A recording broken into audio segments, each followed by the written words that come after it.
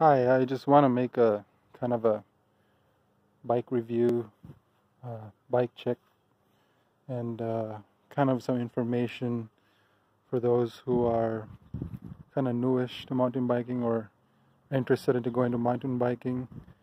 I know a lot of people want to do outdoor activities because of what's going on. A lot of indoor activities are closed. Starting to open up, but pretty limited. But anyway, so I started mountain biking about 2 years ago, and I started mountain biking or riding a hardtail, which is pretty much where everybody begins, unless you just have a lot of dough and you just spend a bunch of money right away in a full suspension, which I would say is, whatever, if that's what you want to do. But if you really, want to learn a lot of skills and I guess make it more enjoyable and fun, I'd say starting a hardtail is the way to go. Plus, you don't have to spend a ton of money right off the bat to get a good full suspension. Because to be honest with you, if you get a cheaper full suspension, I would say you're just wasting money. It's a waste of money, really. They come with subpar components that are probably going to break down right away, as opposed to getting a cheaper hardtail. It's a mid-level to like a bike like this. This is what I would call a higher end hardtail. Get more value, get better parts than a cheap full suspension. But anyway, the bike I started on was a rock hopper, specialized rock hopper, 29-inch wheels. Came with a 100mm front suspension. It was a spring suspension, so it was pretty heavy front end. There was nothing to adjust it with. There's no rebound adjustment, and it was pretty terrible, rough, but it was a good learning curve, and it actually got me into the sport of mountain biking. And so about a year after that, sold that bike. I bought this bike. This is what you would call a trail hardtail, salsa timberjack. Now they came up with a new one for 2021. This one is the 2019 to 2020 model, if I'm correct about that. This one comes with 130mm travel. This version comes with 27.5 plus tires. For this year, the 2020, came with an 11-speed Shimano SLX. The newer one comes with a 12-speed. I just don't know if it's Shimano. Well, there's different levels. There's XT, there's SLX, and I think they have a Dior, which is like the kind of the bottom end, which is still actually a really good bike.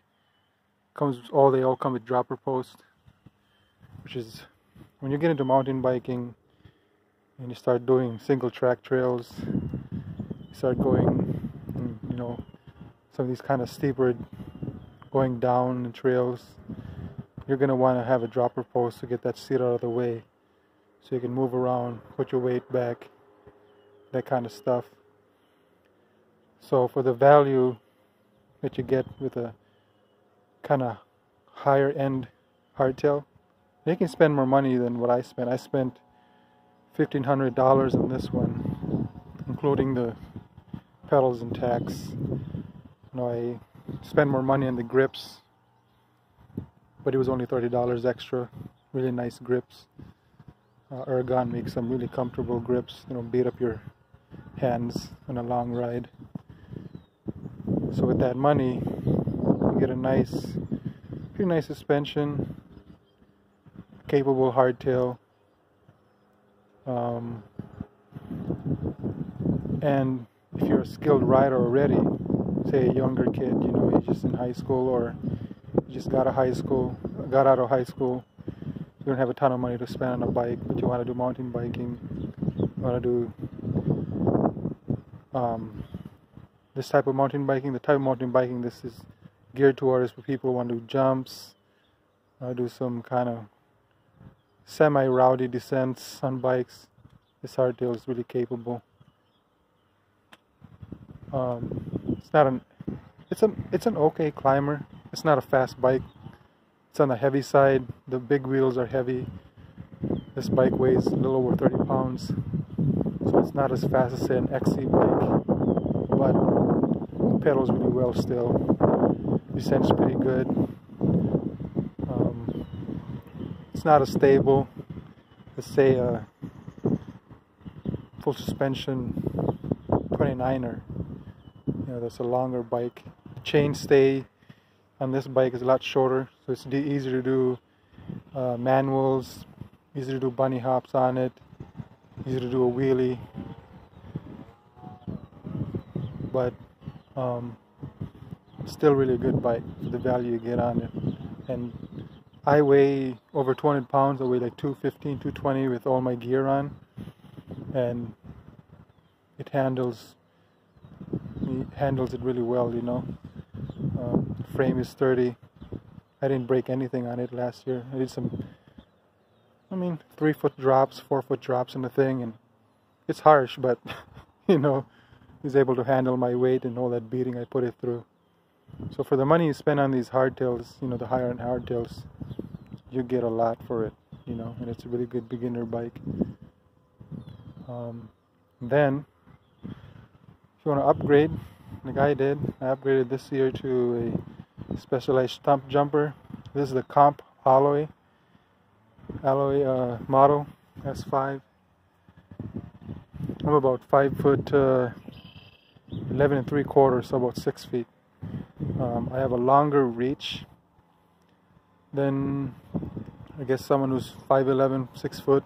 It's a little bit longer. I was gonna go for the S4 model, but this bike actually is almost the same size, believe it or not, as this Hardtail. The only difference is the chainstay length on this bike is 3 inches longer. So it's not as poppy. This bike is really poppy. Easy to pop off jumps, pop off rocks, roots. Easy to do a wheelie, hard, you know, bunny hop. This bike, you gotta get used to it. I'm getting used to it.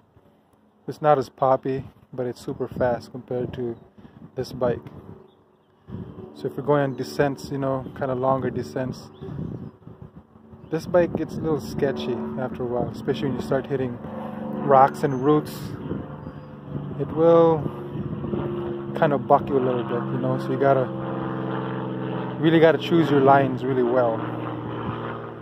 You can't just, you know, run over roots with this bike, which is actually something that's really nice to learn. You know, you can't just plow through hard roots and rocks. This bike, which, you know, keeps you honest, as opposed to a bike like this. You can technically do it, you know, plow through rocks and roots, but when you ride a bike like this, you kind of keep that habit, which I ride this bike the same way I ride my Hardtail. I just don't plow through roots and rocks. I avoid them, try to pick the best lines, you know.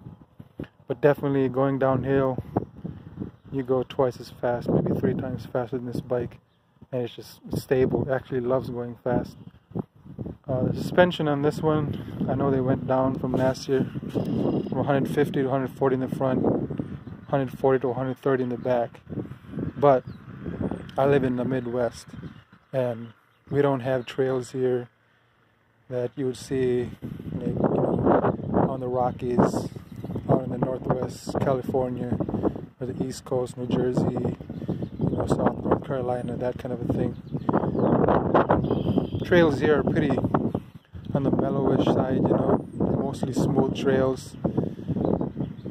There's some kind of steep descents here and there, but they're not crazy steep descents. There's not like huge rocks you gotta get over. It's mostly smaller rocks. So this bike in the Midwest, it's a beast. More than what you would need. This one, of course, costs a whole lot more. This one I spent $1,500 altogether. This one, $3,800. Now I know it retails for $3,400, but of course you gotta get pedals, so that's an extra. This was an extra $50 for the pedals, and then of course setup tubeless. That was an extra $150. Set it up tubeless. This one I didn't set up tubeless. I didn't really think I needed to, and now that I have this bike, I'll be riding this a lot more than that one. I'll just keep this one for family rides, and I'll still bring it along to the same trails, but the trails that I ride here 9 out of 10 times, there's no reason to do it tubeless. But this one, I'll bring it on to other technical trails that I'd rather have the tubeless on it, so I can get the tire pressure down for more grip. And of course the taxes you pay on this too, so you pay more taxes on it. But I would say it's worth the upgrade, and if you're going to full suspension, spend the extra $1,000. Don't buy the alloy model. I checked that model out, alloy one, and the suspension is it's not good at all. The drivetrain, not good at all. It'll work, but you're gonna most likely wreck that pretty quick. The dropper post and the alloy one, I think they come with this one, the X-Fusion dropper post, which is actually really nice. It's pretty smooth compared to the dropper post I had on this bike. This one was used and abused. I put 300 miles on this bike last year, and that dropper post is maybe a year to go. It's getting there. So yeah, if you're new to mountain biking, I would definitely say the hardtail route is the way to go. Learn the skills,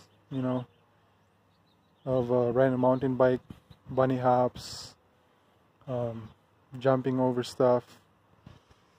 Manuals, other stuff that's kind of more trick things you want to do if you want to learn to do tricks, wheelies, that kind of a thing. I would say bunny hops is really something you got to learn, and a bike like this actually really easy to learn bunny hops on this bike. And then you want to go progress, you want to ride more rowdy trails. Full suspension is the way to go, unless you're really skilled. You can do it. I just don't want to do it because I'm not that young anymore. I'm 30 something years old. So I'd rather go with the plusher, not as punishing, bike. And I would say for $3,800, I would say this bike is really good for the Midwest, most of the trails out here. I can't say anything for if you live out where the trails are really rowdy, like Rockies, that part of the country, or up in Whistler. I have no idea how those trails are, New Jersey. From what I see, this bike probably be really good in the hands of someone who's really skilled. But out here is what I can say. Out here, this bike is a beast out here. I mean, it's a beast out here. So hopefully that helps you a little bit. It's really awesome to have these two bikes, hopefully I can keep these bikes for another couple of years before I need to get another one. But just to give you an idea, thanks for watching.